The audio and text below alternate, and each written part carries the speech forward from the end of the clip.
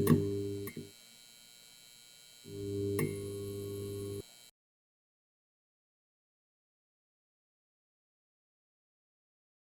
guys, Stockaholics, thanks for being here today.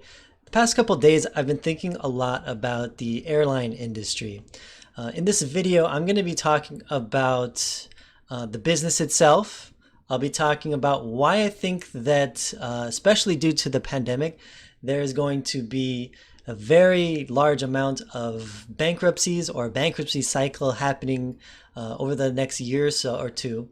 And why I think through these kinds of bankruptcies, why I think the companies that survive through this bankruptcy cycle are likely to have very high outsized earnings. And as a result, I think stocks of these companies investors purchase can have extreme upsides returns if their timing is correct, right? With all cyclicals, we need to keep that in mind.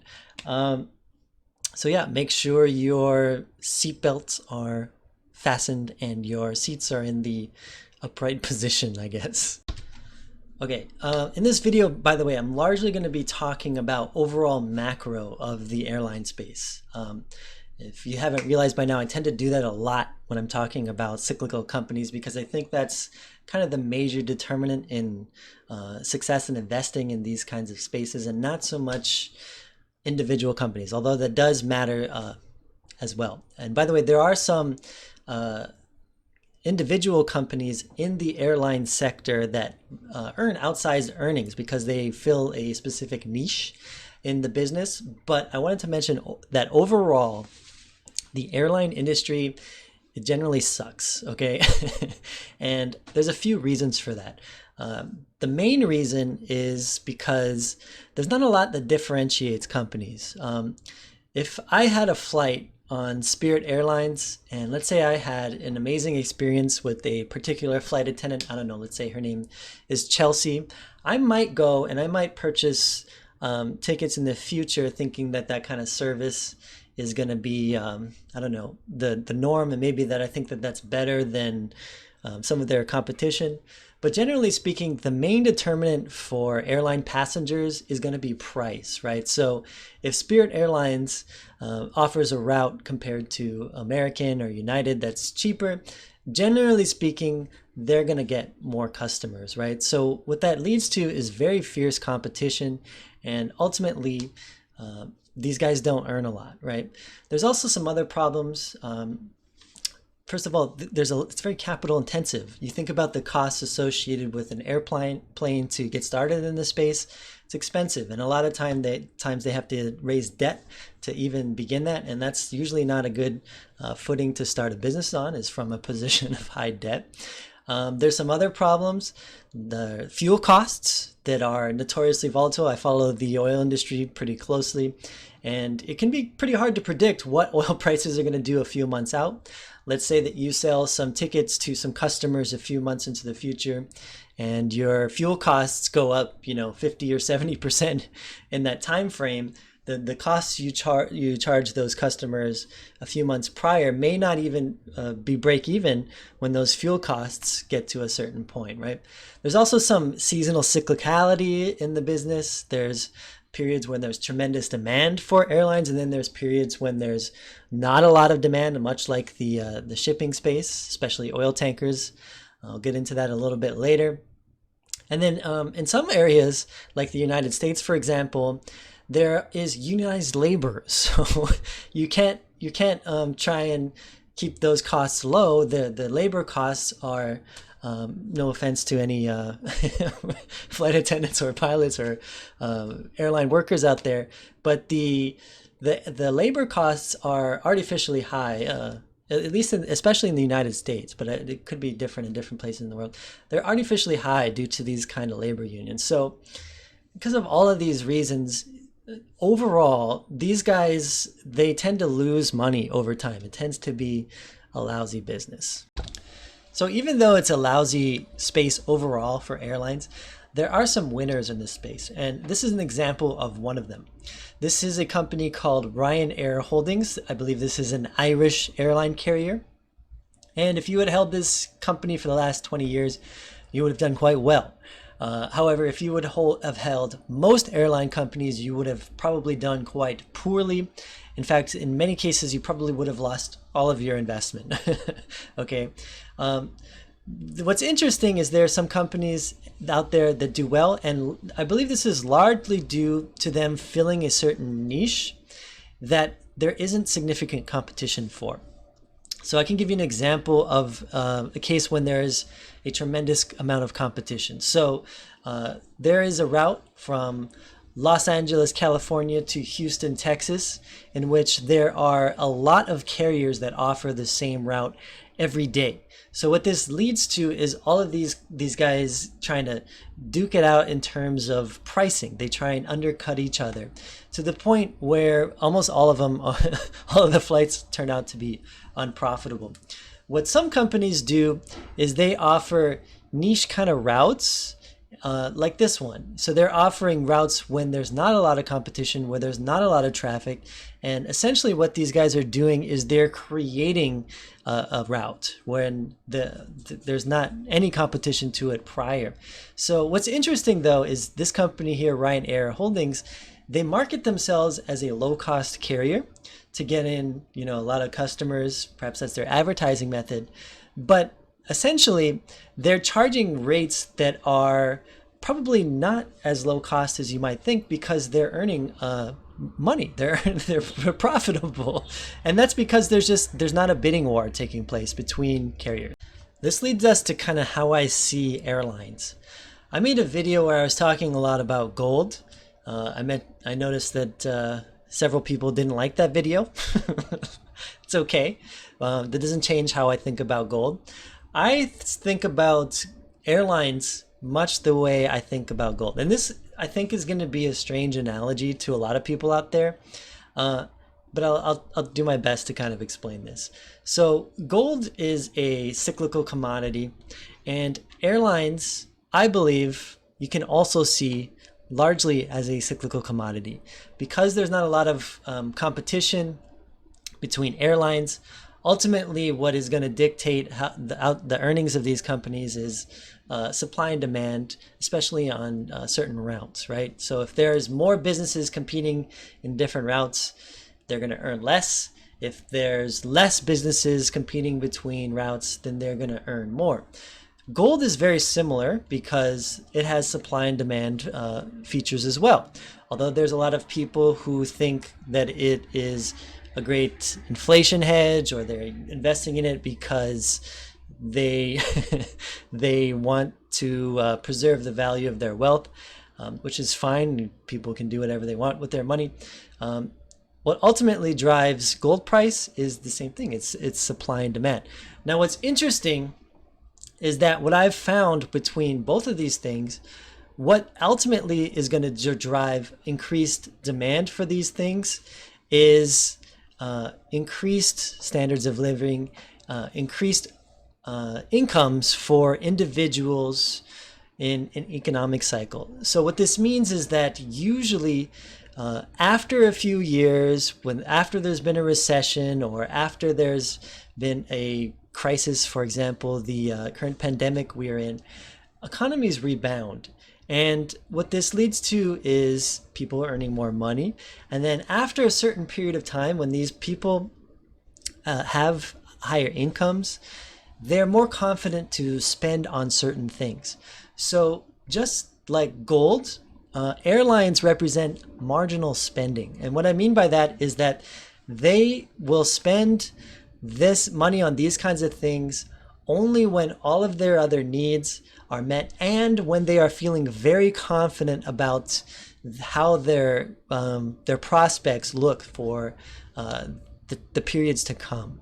And I think we can see that if we look at Ryanair Holdings again in terms of their stock price. So in 2000, there was the dot-com bubble. And if you look at the share price of this company, it was largely flat. So what's actually a little bit surprising, considering I would imagine during that time there were probably less overall earnings for most airlines. But when you really start to see this is after the global financial crisis. So this has probably had a much greater effect on Ireland than the dot-com crisis did. And what you can see here is that there was a period when they earned a lot less, and thus the share price fell. And then there was a period where they basically broke, in terms of share price, broke even for several years. And eventually, what I think happened here is that these guys, there was an economic recovery, wealth was starting to be building over here. And ultimately, this marginal spending started to come online, and people felt a lot more good about their economic prospects, and thus they spent things on things like travel and airline travel, right? So you start to see this company doing very, very well in that late economic cycle, right? What's very interesting to me, and this is the case we've seen with a lot of airline stocks, is you've seen there's been a tremendous rally after the the COVID situation. And I'm kind of at a loss for words to how to explain these kinds of things, because these guys are in a terrible economic environment. I would imagine in most economies in the world, incomes for most people are going down. So although I like this company, at the current valuations and because of the current macro environment, I can't really be too excited about where they are right now at this moment. This is where I think things tend to get pretty interesting, at least to me. This is one example, but this is an example of a trend we've seen in almost every airline company that I've gone out and I've looked at. But this is American Airlines. And what you've noticed over time is that there's a tremendous amount of debt in this company, like many airlines. But this just got exponential. It got much, much, much worse since the pandemic started. And that's because, if you think about it, there's been very little travel. These companies have been smacked hard by the pandemic, right? Now, what I think, though, is that ultimately this is going to have to lead to a bankruptcy cycle. There's going to be a lot of businesses that are going to go under. Now, when we look at a lot of these companies, at least over the last year or so, there's been a lot of support for them, especially in the West. There's a lot of jobs involved in these kinds of companies. There's a tremendous incentive for politicians to, step in and support these, because there's a lot of voters that could be directly impacted by these businesses going under. But I think a lot of these businesses going under is kind of inevitable. Okay. And, you can dilute a lot of shareholders, you can raise a lot of capital, but if you're just earning money to service debt, you're a zombie corporation, and your lifespan can only last so long. And there are certain other companies that, in different parts of the world, that they don't have the support of their government in the same way that a lot of these Western companies do, right? If they have a high amount of debt and they can't service that debt, there's many companies out there that are just out of luck. And they're going to say, the banks are going to say, why can't you make this debt? Too bad. They're going to declare bankruptcy, right? So I expect over the next couple of years, we will see a lot of bankruptcy in many airlines throughout the world. There's also a high level of seasonal cyclicality in the airline industry. If you look at this graph, we have three regions. We have the Asia Pacific, we have Europe, and we have North America. You can see the seasonality in all three markets. The most pronounced, however, is Europe, where they receive extremely outsized earnings in the summertime, and then extremely depressed earnings during the wintertime. The same thing is a little bit true in the North American region, where there's high average in summer and lower average in winter. One of the most interesting things, though, is that although this pattern exists in the Asian markets, their earnings overall have been significantly growing over time, and there's a lot less seasonal cyclicality, right? So what this shows me is that I would be much more interested in investing in Asian airline industries because we are seeing a lot of economic growth in those areas as opposed to the West. And we also see a lot less cyclicality, a lot of volatility in terms of earnings. I think what this is going to lead to is that right now we are in the seasonally strong months of earnings, right? So we are in the summertime right now, and every market out there is doing exceptionally well.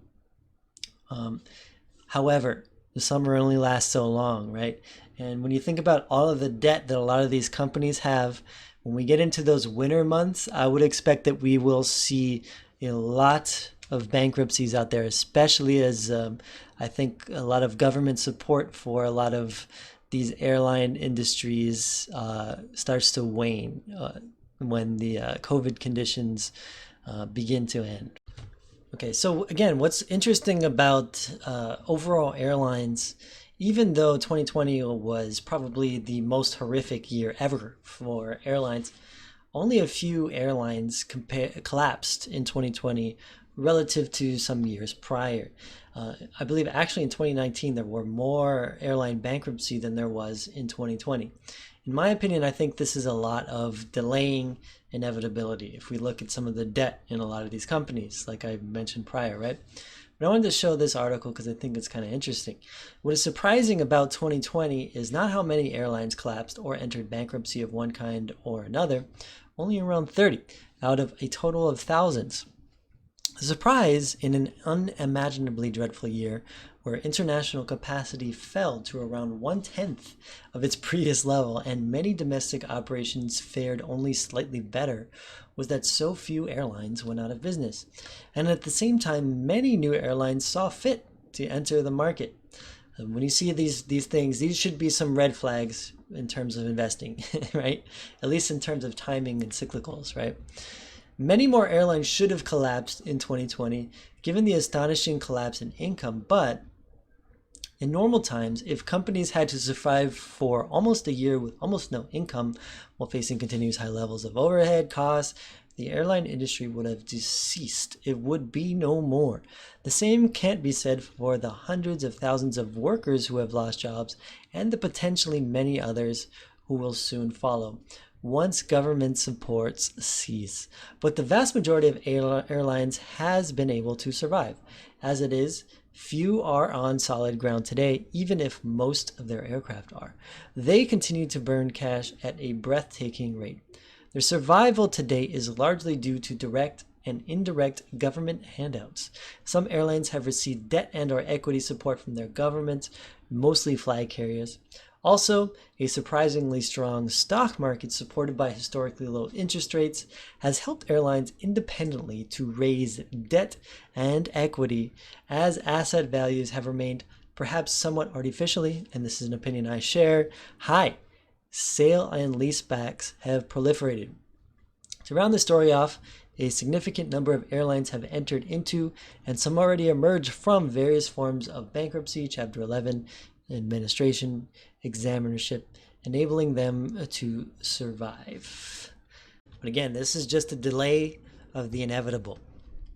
One of the things I found very fascinating is that, first of all, Warren Buffett even invested in airlines in the first place, considering what a horrible investment it is and kind of how opposite it is to what I think his investment style would be in the first place. But one of the things that was very interesting to me is that so many people berated Warren Buffett for selling out of airlines when the pandemic first started. If you don't know, a lot of the stocks, as we've seen recently in one of those companies I showed, is that a lot of their stock prices rallied to in some cases all-time highs, which in the pandemic is kind of an absurdity in my opinion. So because the stock prices went to these insane highs, everybody made fun of Buffett. He's out of touch. He doesn't know what he's doing. And in my opinion, I think his logic for selling out of airlines is completely rational. It makes a lot of sense. These guys are not producing income, and they're certainly not producing enough income to manage their high levels of debt. they are they are in many cases inevitably going to end up in bankruptcy, and selling out in these companies, although the stock prices may have appreciated, makes an extreme amount of sense when you consider that. All right, so over the next couple of years, like I mentioned, expect a tremendous amount of bankruptcies to take place all over the world in the airline industry. So I think this is kind of analogous to a forest fire, right? Why I think this is very cool in terms of an investment perspective is that when you see a tremendous amount of likely bankruptcies happening, there are going to be winners and there are going to be losers, right? Losers are going to lose a lot, but the remaining companies are going to win tremendously. So let's, again, I think I mentioned one of those routes prior, from LA to Houston. If let's say that there was 5 competitors offering routes on that route and 3 of those companies go bankrupt, then that means that there's only 2 companies providing service between those routes, right? Essentially what that means is there's probably very likely going to be an undersupply or these in those routes. And that means that the remaining companies will receive outsized returns. And if we have any understanding of cyclicality and cyclical stocks and in terms of share prices, when these companies have outsized earnings, share prices always go up dramatically, right? So although the forest is going to be burning down, if it's not already, from those ashes is going to become a tremendous investment opportunity in a few years' time, in my opinion. Okay, so in summary, airlines, as we know, are generally a bad business. They're not great, like most cyclicals, by the way. But there are a few players that have niche success. So in my opinion, these are the airlines to target for investment, and in a few years in the future, I may target them for an investment. One of those things that we've looked at and we saw in the cyclicality in different markets is that there's also less cyclicality in the Asian market, which means more consistent earnings. And there's also growth taking place in that market. So what that tells me is that there is likely going to be insufficient supply or there's a potential for insufficient supply to meet that growing demand in those markets, right? So for an investment perspective, for airlines, I would likely be targeting Asian markets, right? Second, I believe we are still very much ahead of a lot of the bankruptcy cycle in airlines. If we look at the debt for a tremendous amount of these companies, bankruptcy is in many cases going to be inevitable, and we're not there yet. Remember, we are in the seasonally strong period of earnings for a lot of airlines. Watch to this winter. I think you'll see a lot of bankruptcies taking place. Now, there's another part of that too, right? Governments have lent COVID support, right? So there's also, this could be different in different areas in the world. It depends how much support these companies are going to get from the government. But I think ultimately, political cycles shift back and forth too. There's only going to be so much interest in supporting airlines for a certain amount of time, right? Again, I think that there's going to be a lot of airlines going bankrupt in the next year or two. So like I mentioned, after this bankruptcy cycle is when I expect outsized earnings. Peter Lynch has a quote where he basically says when earnings and cyclicals go from very bad to okay and from okay to good is when the period of the most return in these kinds of investments take place. So for me, that is the point when I am interested in getting invested. And we have to remember that a lot of these companies do best in late period economic cycles after people have outsized incomes, right? And in many places in the world, although that might not be true in the United States, the incomes haven't been very good in a COVID environment. So it's going to take some time. And I think there's the potential for both decreasing supply in the total amount of companies and increasing incomes over the next couple of years to line up, where there's going to be potentially tremendous outsized earnings in these airline companies, right? But we'll see. It's gonna take some monitoring to see if that comes to fruition, right? But anyway, it's just all a matter of patience, and these kinds of investments. It's looking for signs to see if these things are taking place. It's gonna take some patience, and hopefully, when I do decide to get involved with the best names in the most niche markets, those those those returns come to fruition. But we'll see, and maybe I'll make some updates over time if there's a lot of interest in this. Anyway, talk to you guys soon.